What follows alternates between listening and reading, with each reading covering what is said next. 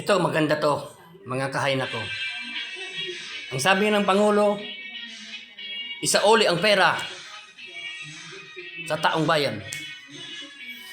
Ang sabi ni Secretary Rimulya, isauli ang pera sa taong bayan. Ang sabi ni Senador Erwin Tulfo, bend the law for the sake of the Filipino people.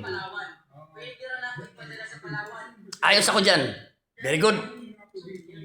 Pero sana totoo na ibabalik nyo sa taong bayan. Ha? Ayan. Perang yan. Bilyones. Pag binalik yan sa taong bayan, sana sa bawat isang Pilipino, ibalik yan. Ibalik yan sa bawat isang Pilipino. Diba? Sa bawat isa sa amin. Isa sa atin. Para everybody happy. Hindi lang sila, di ba? Ako, meron akong national ID. Karamihan sa Pilipino na meron ng national ID, di ba? So, matitrace up na ninyo kung saan nyo ipadadala yung mga perang yan.